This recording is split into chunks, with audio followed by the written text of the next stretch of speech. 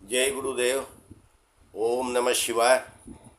चेतावनी, वैसे लोग जिन्हें हमारे द्वारा दी जाने वाली जानकारियों और भविष्यवाणियों से डर लगता है वे कृपया इस चैनल से दूर रहें। वैसे लोग जो आत्महत्या के इच्छुक हैं वे भी इस चैनल से दूर रहें, वरना लंबी मृत्युदायक कष्ट प्रदान की जाएगी तथा सीबीआई, आईबी, पुलिस, खबरी, सीआईडी या भारत सरकार के हरामी पुत्र जैसे आईटी सेल के कर्मचारी या जो प्रीमेजन सोसाइटी या इल्यूमिनाटी या अन्य नकारात्मक संस्थाओं के सदस्य हैं या जो हिंदू नामों वाले जिहादी, इस्लामी आतंकवादी या खलिस्तानी आतंकवादी या नौबौद्ध या हिंदू नामों वाले ईसाई हैं वे सभी इस चैनल से दूर रहे, वरना कलेजा चीरकर कलेजी को जिलेबी बना दिया जाएगा और जहां है वहीं दफना दिया जाएगा। तथा नए दर्शक व नादान बच्चे इस चैनल पर कोई कमेंट ना करें, वरना आपकी जान भी जा सकती है। स्पष्ट समझे कि हमारा ये चैनल भारत सरकार के कानून व संविधान से ऊपर है और यूट्यूब के बंधन से मुक्त है। तथा जो भाजपाई अंधभक्त हैं वे भी इस चैनल से दूर रहे, वरना पीएम मोदी से पहले उनकी कुटाई करके उनको अपाहिज बना दिया जाएगा। चेतावनी संपूर्ण हुआ। यह जो जानकारी दी जा रही है यह एक संदेश है जो प्रभु श्री कल्कि के पूजनीय सेनापतियों के संयुक्त बयान है, जो कि 19 चरणों में है, जो इस प्रकार है। इसका पहला चरण है कि हम सभी सेनापतियों के द्वारा द्वापर काल के सभी योद्धाओं को विमानों द्वारा पृथ्वी पर लाना है, ताकि द्वापर काल के अधूरा युद्ध पूरा हो सके और प्रभु श्री कृष्ण के वचन को पूरा किया जा सके। इसका दूसरा चरण है कि हम सभी सेनापतियों के द्वारा प्रतिपल 108 विमान को धराधाम पर उतारा जाएगा। यानी प्रतिपल का मतलब 3 मिनट से समझें। प्रत्येक 3 मिनट में 108 एरोप्लेन को लाया जाएगा, जिसमें से कुछ ऐसे बड़े विमान होंगे जो धरती को स्पर्श नहीं कर सकते। ऐसे विमान धरती के नज़दीक आएंगे और उसमें से योद्धा कूदकर धरती पर चले आएंगे।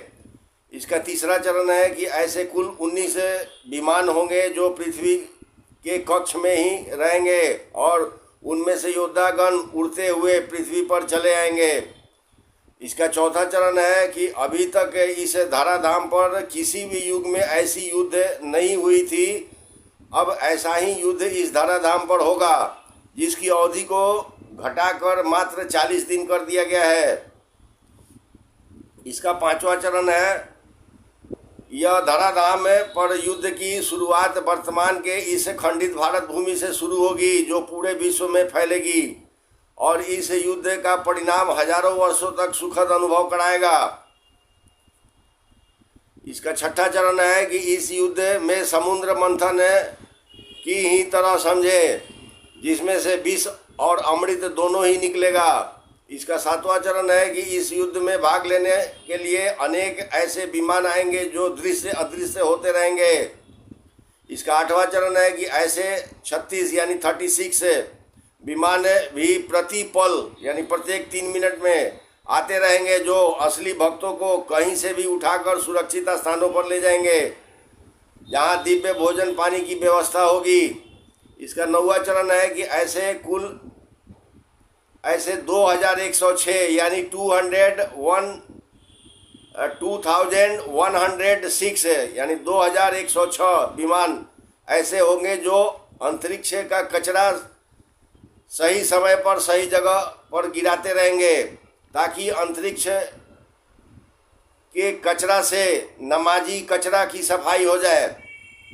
और ठीक इतने ही संख्या में विमान आने से पूर्व भारत में आईएएस और आईपीएस अधिकारियों को गला काटकर मार दिया जाएगा।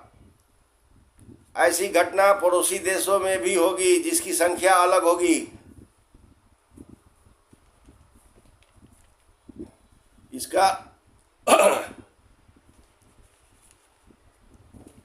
14वां चरण है कि ऐसे ऐसे विमान से योगनियाँ आएंगी जो बिल्कुल स्वच्छ होगा, परंतु जब क्षुधा शांत करके यानी भरपेट भोजन करके लौटेंगी, उस समय उनके विमान नरमुंडों और उसके रक्तों से भरा हुआ होगा।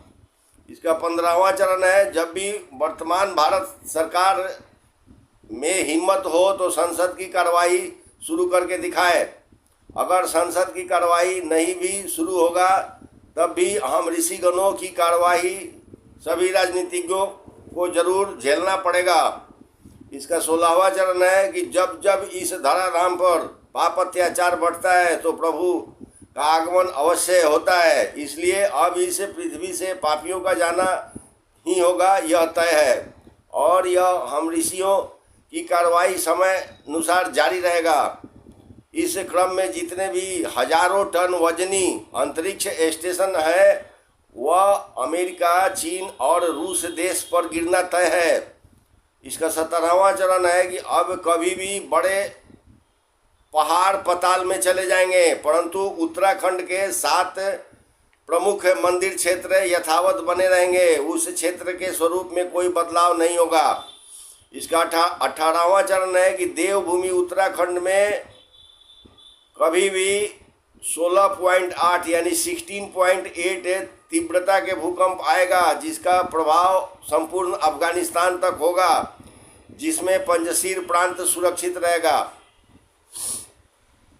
इसका 19वां चरण है कि इस भारत भूमि में जो वर्तमान में खंडित भारत के रूप में है, यहाँ वर्तमान में 148 करोड़ की जनसंख्या है, जिसमें हिंदुओं की जनसंख्या 64 यानी 64% है। युग परिवर्तन के बाद 50% हिंदू बचेंगे यानी 50% हिंदू बचेंगे, और न्याय प्रक्रिया पूरा होने के बाद मात्र 35% हिंदू जनसंख्या ही सुनहरा भविष्य देखेंगे यानी 35%। अतः सुनहरा भविष्य देखने के लिए प्रयास करें और धर्म के मार्ग को अपनाएं। इसके साथ ही यह प्रभु श्री कल्कि के सभी सेनापतियों के संयुक्त बयान संपूर्ण हुआ। वीडियो देखने के लिए बहुत बहुत धन्यवाद। ओम नमः शिवाय।